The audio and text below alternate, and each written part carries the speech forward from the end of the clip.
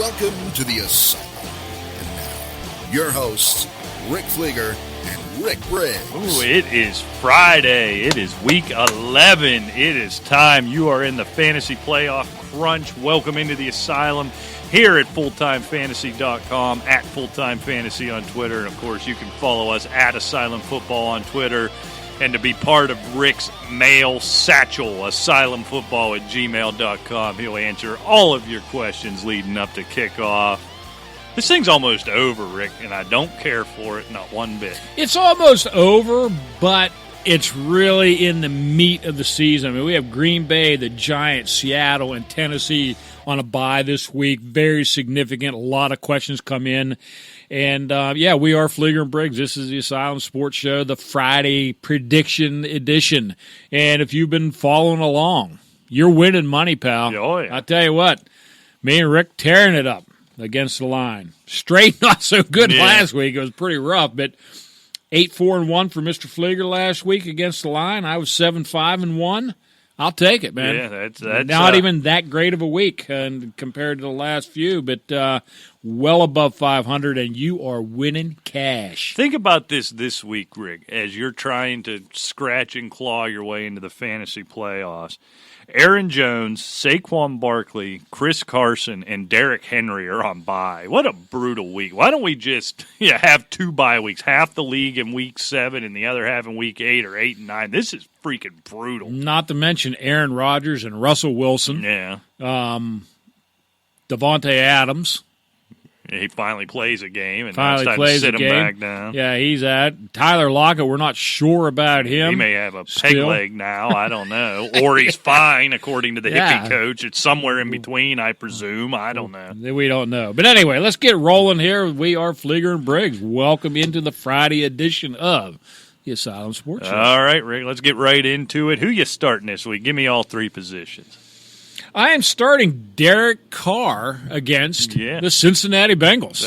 Why not, man? It's a safe one. If you've got a Russell Wilson or an Aaron Rodgers, you can do a lot worse than Carr. And I tell you what, you're not going to get any huge numbers. No. But he's been playing pretty well. And, I mean, they're 5-4? They're right in the thick of things. So. Dealing with a bye week, you're going to get, 250, 2 touches, hasn't really been turning it over. Right. You'll take that.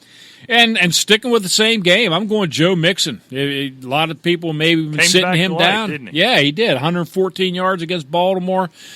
Look, when you got Ryan Finley as quarterback, you're not going to have him going back passing 48 times. They rushed him for 30 times against Baltimore last week, put up 114 yards. I think Joe Mixon could be in for some more heavy usage this week. And my third one, Deebo Samuel. Yeah. With Kittle, Gimpy, and Sanders dealing with the ribs, we're not real sure on them.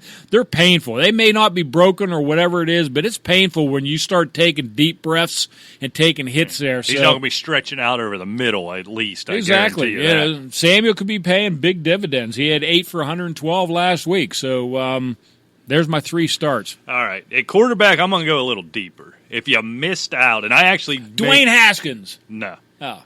I actually made this move in one of my leagues for this week alone. And going a little deeper, you miss out on Derek Carr. I think that's the kind of the obvious one for guys who aren't every week starters.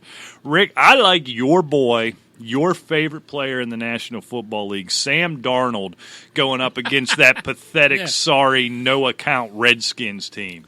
Outside the Dolphins game, and I know that's a big one to put aside. And the Giants. He puts up numbers against bad teams. Not to Robbie Anderson. They all go to Jamison Crowder, but so be it. I think Sam Darnold is a sneaky, at least won't kill you type of play this week. You hear folks talking about Ryan Fitzpatrick. As you're dealing with these bye weeks or these injuries, I think Sam Darnold's your safest bet there. At running back, you're probably still starting him, but I am expecting a big, big week again from Austin Eckler this week. Obviously, his production's taken a dip as it took a couple weeks, but they've got Melvin Gordon back in the fold, and he's playing really well, and Eckler's been getting limited snaps. Still been scoring, been involved, which is really good. You don't really want to sit him down, but you you're probably not been starting him every week as you would automatically. And they're going to be trying to keep up with the Kansas City Chiefs, and what better way to try to keep up with the Kansas City Chiefs and with what I consider the best pass-catching back in the National Football League. So I think it could be a big, big PPR day for Austin Eckler. And at wide receiver, folks may be starting him every week. It feels like in my super secret mailbag that nobody knows about, all the questions I answer on the sly, I get asked about Curtis Samuel multiple times every week. And he's kind of been touchdown dependent a lot of weeks. I think this is a big week for him going up against the Falcons. I expect a couple things from the Falcons. They come off that big win, just stunning win last week. Not stunning that they won, no division wins ever stunning, but the way they kind of dominated the New Orleans Saints, I think it's kind of a crash back to earth. This doesn't affect their defense necessarily, but no Austin Hooper, no Devontae Freeman. I think they come back to earth with a thud.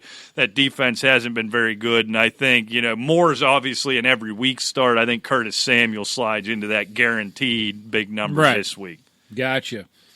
Okay, my sits. Look, we already mentioned him, so I'm going to start at wide receiver. I gambled with him and lost big time last week. Robbie Anderson is a permanent sit from here on out. Yeah. If you can't get anything going other than, one catch for 11 yards against the New York Giants, he only got targeted, I think, 3 times by Sam Darnold.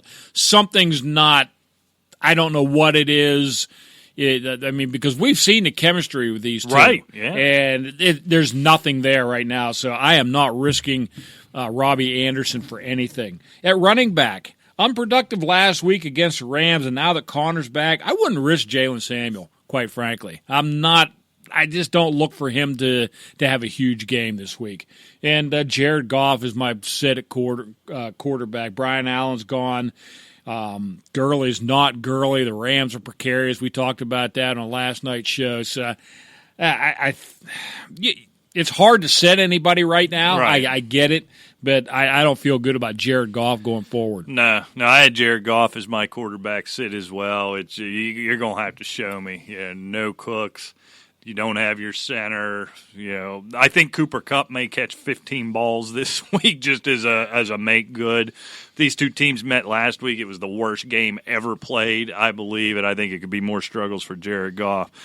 At running back, look, with the 4 I named, good luck sitting a running back this week. I just think Miles Sanders is going to have a bad week against the Patriots.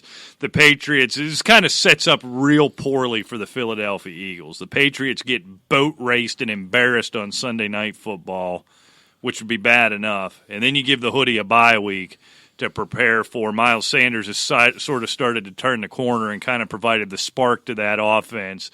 Belichick going to make sure that ain't going to happen. I think it's going to be tough sledding for Miles Sanders this week. And at wide receiver, I talked about it last night, Rick, Terry McLaurin going up against the Jets. And Terry McLaurin with Dwayne Haskins is just, boy, it was fun while it lasted, but there was that chemistry there with McLaurin and Keenum, and Haskins just isn't that dude. And so I'm not messing with Terry McLaurin this week. All right, let's get into it, Rick. We're going to pick some games. As you mentioned, Packers, Giants, Seahawks, and Titans on a bye. We will start in your second home, Detroit, as the Cowboys roll in, giving 3 to the Lions. Yeah, I tell you what, I don't look for Matt Stafford to be playing. No, I can't imagine. I just can't. And, Dallas just coming off a loss against Minnesota. Ain't going to happen this week. I think Dallas wins, and I think they win big. I have Dallas 31, Detroit 19. Yeah, I'd be tempted if I knew Matt Stafford was healthy and was going to be there, although this line would probably be – I'm actually surprised this line's that low. Yeah, me with too. The specter of Matt Stafford not being around hanging out there. I agree. I think the Cowboys win this thing by double digits. I'll take them 30-20. And really with Jeff Driscoll and that pass defense of the Cowboys – who acquitted himself statistically pretty well. Right. Last week. And considering they don't use running back, what else do you have? He moved the ball. Right. I'll give him that. All right, Rick, the Jags coming off the bye, catching 3 heading into Indy with a presumably healthy Jacoby Brissett. Yeah. Boy, I tell you what, I wrestled with this game, and I hate that wrestled division. with this game. Good luck. Never put real money on this division. No. I mean, these are the games we talk about we're winning money against the line. Well, the AFC South, we lose money. Everybody does. Just about. Don't do it. I'm going Jacksonville 23, Indianapolis 21. Nick Foles may just come back. And I'm looking for Nick Foles. I'm excited about Nick Foles. I was at preseason. I told you that when we were going into the season. And I'm not sure about Brissett. They say he's healthy. It's a knee. He still is a bit of a mobile quarterback. Certainly nothing, a big running threat. But I'm going Jacksonville 23, Indianapolis 21. Yeah, look, I have no idea. Like I said, I hate this division, so here's how. I'm going to take the Colts. I'm going to lay the 3. It's going to be a 3-point game, so I just bump it up to 4-2. So I'm not going to predict a push. Here's my logic. I got a Colts team getting their quarterback back, who was playing really well up until the injury, coming off an unfathomable loss to the Miami Dolphins, and they're playing at home against a quarterback who hasn't played in months on top of months. So I'm going to take the rust factor, I'm going to take the motivation factor, and the at-home factor. All meaningless, and I grant you that, but it's how I arrive at the Colts 24-20. But you can see how good I feel about that. Well, my logic was simply this. The Colts lose, the Jags win, the Titans on a bye, they're all 5-5. That's probably actually the most logical. Then I didn't pick up on that. You're right. That's exactly how that's going to go. So mark that one down as a win for you. All right, Rick. The Bills coming off a tough loss in Cleveland. Let's try that again. Yeah. Laying 6 in Miami.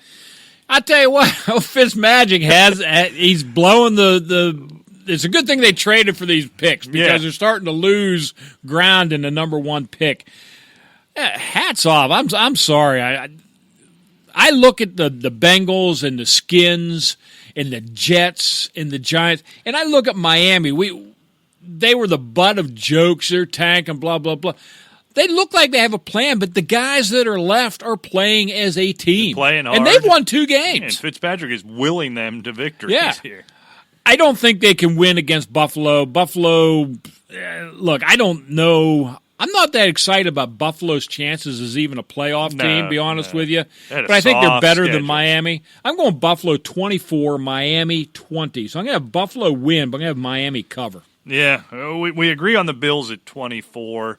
No logic to this, just that if I can only have to lay 6 against the Dolphins, where I've had to lay nearly 20 so many times this year, I'm going to go ahead and lay that 6. So I'll take the Bills here 24-13, but wouldn't be stunned if Fitzpatrick goes out and throws for 303 touches. Garbage and touchdown makes it 24-20. Yeah, Who knows? I think that's what it could be. All right, this line, Rick, with Brian Allen, your favorite college quarterback, starting for dinner. I haven't eaten yet, so you can tell that. I'm going to go get some dinner. Starting for Denver, getting 10.5 in Minnesota. Minnesota wins this game. Easily. But the Denver defense is good enough, I think, to keep them hanging around for a while. I'm going Minnesota 26, Denver 17. So I'm going Minnesota win, Denver cover. I think we couldn't be. That was my argument for it, and I had it at 27-17, so I don't need to say anything. We agree 100% on that game. All right, the Saints, Rick, laying 5.5 on the road in Tampa Bay. We talked about Tampa Bay, before we come on the air. It's funny, and we talked about them on yesterday's show, too, Jameis Winston anyway. They can score points, but somewhere along the line, it's like a blooper reel every game. Fantastic turnovers, all of them.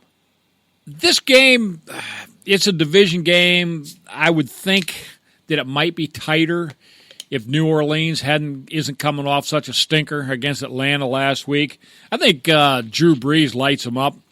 I'm going New Orleans 34, Tampa Bay 26. So I'm going to have New Orleans win and cover. Yeah, just this division, it's something about the South, I guess, in general, because this division is as screwy as the AFC South, only the games are more fun to watch. Yeah.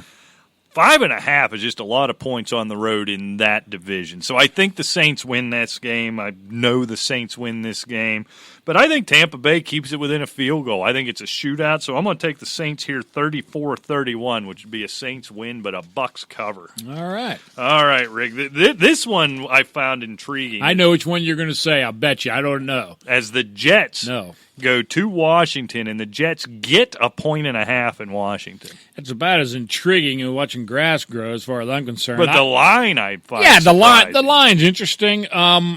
Look, I just cannot go unless they were playing the Bengals. I can't see the Skins favored against anybody. Right. I'm going the Jets 29, Washington 23. Yeah, and I think that's just it. If you tell me I can get points in Washington, as pathetic as they've been, and with Dwayne Haskins starting, I don't care who it is unless they're named Cincinnati. Right. You're right. I'm going to take it. So I'll take the Jets here 24-13. I don't know how the Redskins move the ball. Darius Geis coming back. I'm excited about that. We'll see how that works out with Adrian Peterson, but that's all that's worth watching in this game. All right, Rick, the Falcons coming off that big win, getting 5.5 in Carolina. Yeah, that was an impressive win last week. Like you said, they dominated the Saints. And not huge numbers for Matt Ryan. It wasn't like one of these 38-34 games. It was, 26-9, something like it. Shut them down. Yeah, where'd that come from? I have no idea. But I think Carolina is more in the driver's seat than Atlanta is. They're in Carolina. I like Carolina 27, Atlanta 24. So that gives me a Panther win, but a Falcon cover, if I'm not mistaken. Yeah, I danced around with that. Same thing, same screwy division, right, after what Atlanta did. I'm actually surprised the number's that low, being no Devontae Freeman, no Austin Hooper, and how bad the Falcons really are despite that win. Missing out on Hooper in the red zone, I think, is the deal breaker for me. So I'm going to take the Panthers to win and cover here, 29-20. I got to have that 29 every week. Does anybody actually get 29? I need to look back at that because I predicted about 6 times a week. I'm sure. I have the Jets 29, Washington 23. I love that 29. Yeah. All right, Rick, the Texans getting 4 heading into Baltimore. That's the game I thought you said was intriguing. No, that's the game I'm going to be watching. And this is one that I'm very interested in. Baltimore, look, they've scored 300 points this year. And we all know why. And Lamar Jackson, he's phenomenal. Wow. This is exciting. Lamar Jackson and Deshaun Watson. What a right? great matchup. I mean, wow. Yeah, I tell you what, I kicked it around. I'm going Houston. I think, yes, I'm going Houston. I think Deshaun Watson is magnificent. I mean, everybody talking about Lamar Jackson, and deservedly so. But you know what? Deshaun Watson's a pretty damn good quarterback. He's also got Nyaq, okay? You really hate that. I do. I'm going Texans 28, Ravens 26. You pissed me off, Rick. I had this big spectacle plan. I was going to make this big scene, how this was my upset special of the week. And you were, I thought you were just scoffing because I was sticking up for Deshaun Watson. You took the moment away from me. I had the drum roll ready to go. I was all excited, and you just took it from me, just yanked it out from underneath me. And you know what? I'm glad. This is based on only this. I don't think the Ravens are going 14-2. You're having a real hard time looking at their remaining schedule, finding losses. I think they're on such a high right now. The Texans, Deshaun Watson specifically, are a team that could come in there and keep up with them offensively. And so I think they just find a way in the end. So I'm going to take the Texans here 31-30. I think this is going to be a whale of a game. I love that quarterback matchup. I do too. Week. All right, Rick, the Cardinals, a surprisingly high to me, 11.5 point, getting 11.5 heading into San Francisco. Yeah, that's a lot of points. There's no doubt about that. And this Kyler Murray-led offense is starting to look like something. Right. No doubt. I just don't think the Cardinals are that good. And San Francisco coming off a loss, I'm going San Francisco 37, Cardinals 24. So I'm taking San Francisco to win and cover. Yeah, I mean, obviously San Francisco wins this game. Obviously they're going to be angry. Look, I know it's a division game, but I feel like there's a letdown coming off of a game of that magnitude played to that level. It was kind of the weirdest game I'd ever seen. It felt like it was really well played and really awfully played at the same time. Oddball turnovers. Sloppily played, but a good game, An intriguing game and a really hard-fought game. I think you're San Francisco. You're at home. You know the Cardinals stink. You got the rookie quarterback who's playing great, but you got the rookie quarterback. I feel like there's going to be a little bit of a letdown here. San Francisco wins this thing, but it's closer than it should be. I could easily see this being a 10-point game, and that's what I'm going to go with. 49ers 27, Cardinals 17, so that's going to be a Niners win, but I think the Cards do cover that number. Another double-digit one. It's just week after week, 3 and 4 double-digit spreads is just so rare for the National Football League, although it's been so common this season, as the Bengals get 10.5 heading out to Oakland.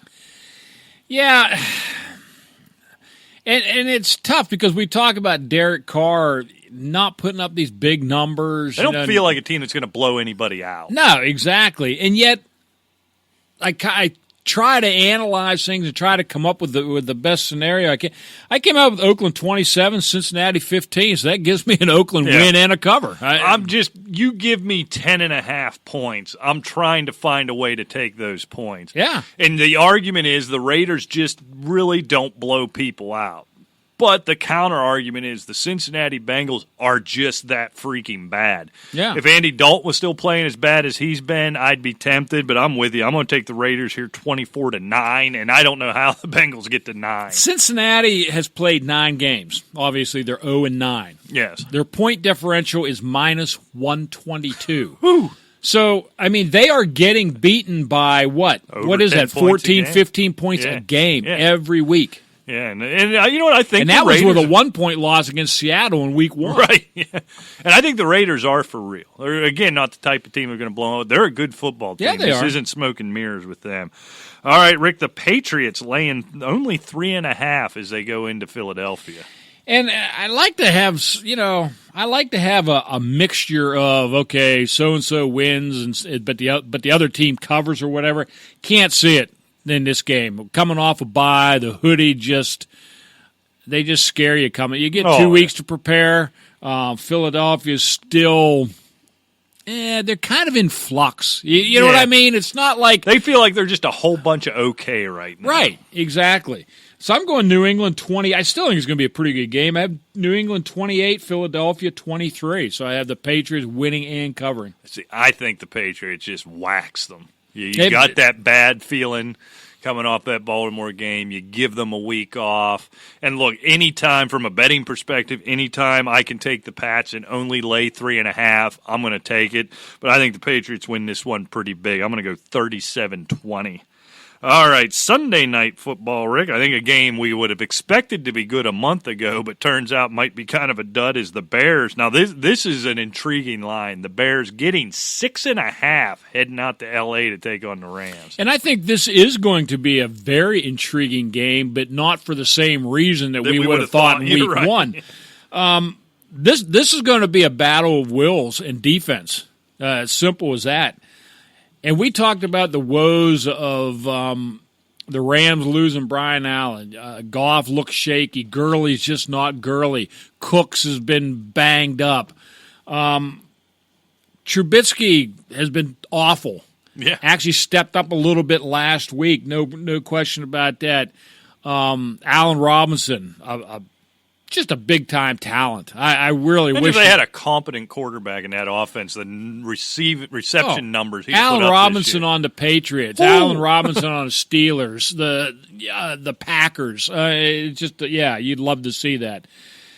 But I tell you what, they're both in precarious positions, and I'm going with my preseason favorite. I'm going with the Bears 23, Rams 22. So I'm going to win and cover. Yeah, you got the Bears out right there. Look, I'll start with the betting line. Rams aren't good enough to beat anybody by 6.5 right now, so I'm going to take the Bears to cover. Where I struggle is who wins this game. I still don't know. I'm going to take the Rams here 20-17. I just feel like there's got to be a pride factor, right? There just has to be. And I can't imagine that offense with those weapons. Cooper Kupp, like I said, he might catch 15 this week just as a make good for last week. In the Bears, I don't trust them to put up 7. I'm going to give them 17. I'm going to assume one of them are defensive. So I'm going to take the Bears to win this thing, but the Rams to win this thing, but the Bears to cover. And Monday Night Football in the football mecca known as Mexico City, as the Chiefs lay 3.5 against the Chargers. And there's something very interesting. We were talking about this AFC West. We have Kansas City at 6-4, Oakland at 5-4, Chargers at 4-6. Interestingly, the Chargers at 4-6 have a point differential of plus 13. Oakland at 5-4 has a point differential of negative 32. Wow. Okay? That's interesting. Kansas City loses this game to the Chargers. The Chargers are 5-6. Kansas City 6-5. Depending on what the Raiders do, man, this thing is tight. I mean, this is a crucial game. I can't remember what you said the spread was. 3.5. Chiefs minus 3.5. Patrick Mahomes back. Tyreek Hill. I like the Chiefs. 34. Chargers 26. So I'm going to have the Chiefs win and cover. Yeah, I'm at 33-27. So we view this game. It's just they can't, right? They have to win this division. They can't lose this game. And if they win, it's going to be by a touchdown, presumably. So we're going to take that. And you know what will happen is Phil Rivers will throw for 340 and 5 touchdowns. I mean, Keenan Allen will come out of nowhere and have 18 catches. It'll be crazy. All right.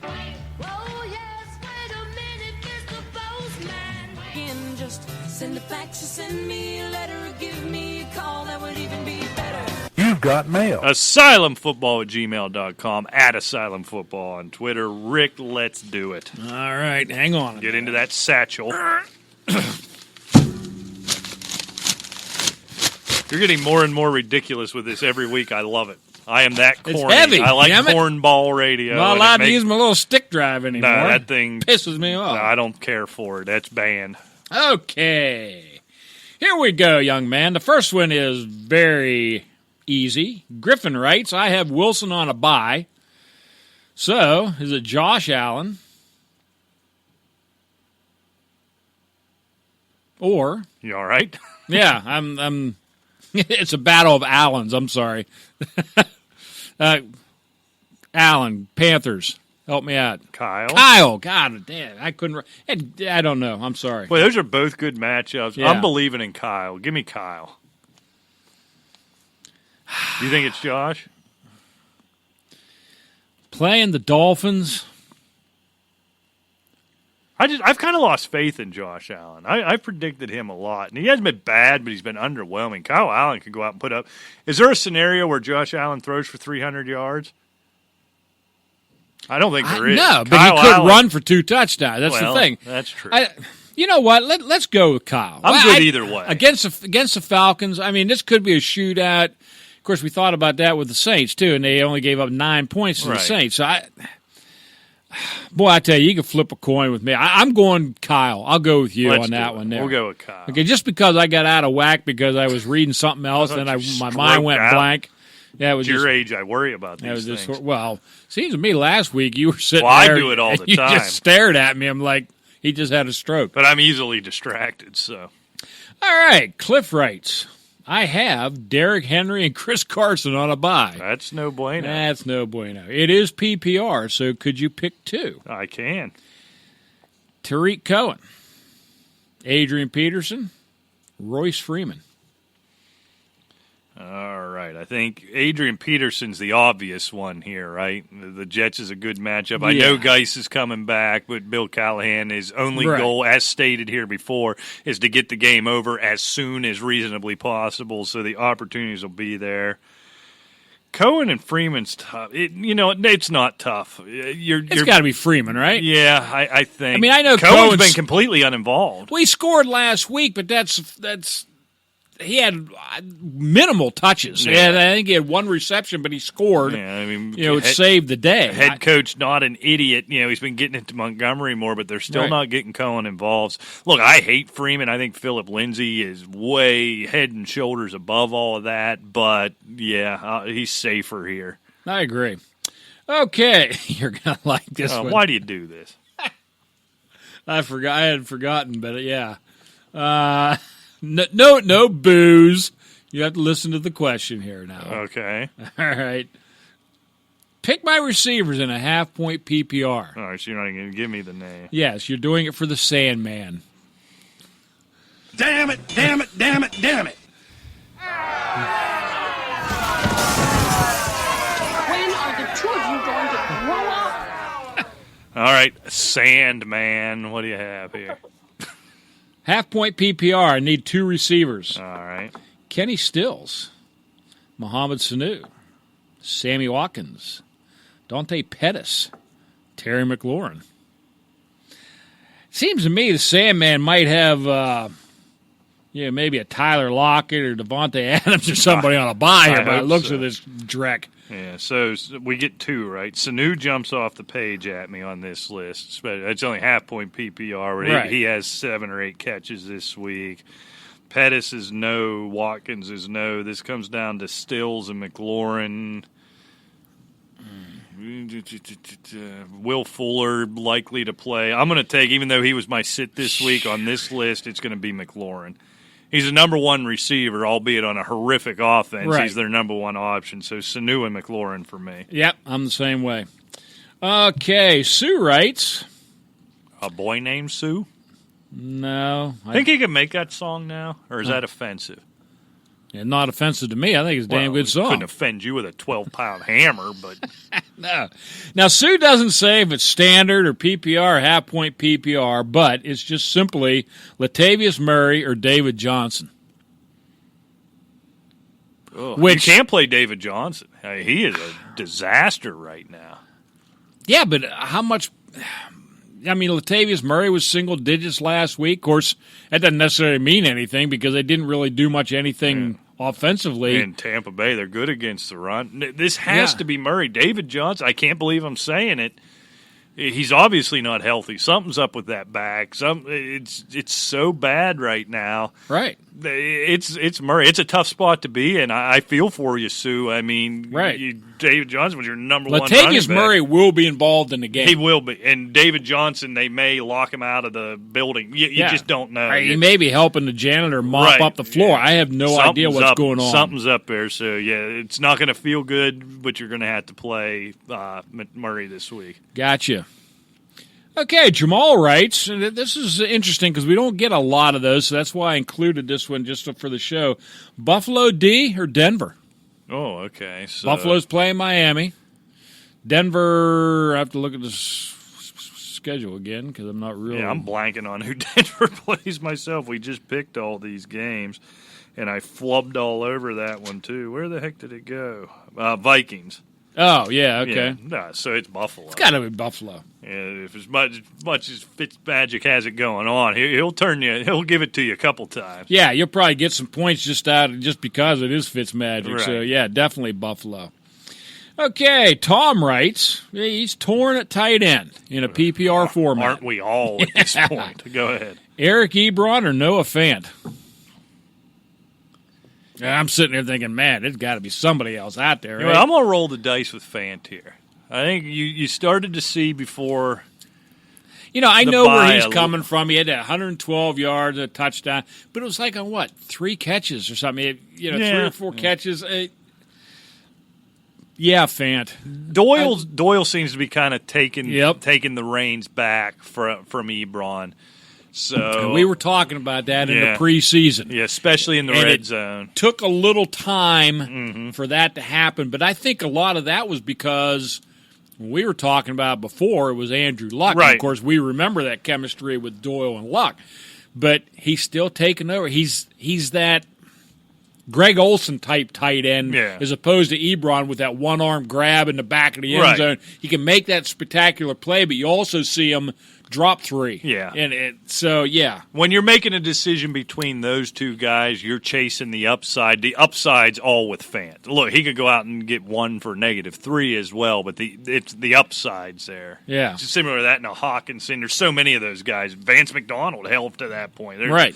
Everybody not named Ertz, Kelsey, and Hooper have been that this year. Right. And Andrews. I keep forgetting Waller. Andrews. Waller again. I was just lamenting that last night. Yeah, Waller. Okay, let's see here. Where are we at? Okay, Tom, we did the tight ends. We'll go with Fant. Quincy writes. Quincy. I like that name, Quincy. Yeah, Quincy. You remember the show Coach? Yeah, who was Quincy on Coach? He was the Luther's Basset Hound. Remember he used to pull him around the wagon? That's right. I didn't. If you just gave me a year and offered me $1 million, I'd have never come to Quincy. But that was what his name was. Yep. That was a good show. Yeah, it was. And then there was actually a show called Quincy. Jack Klugman played.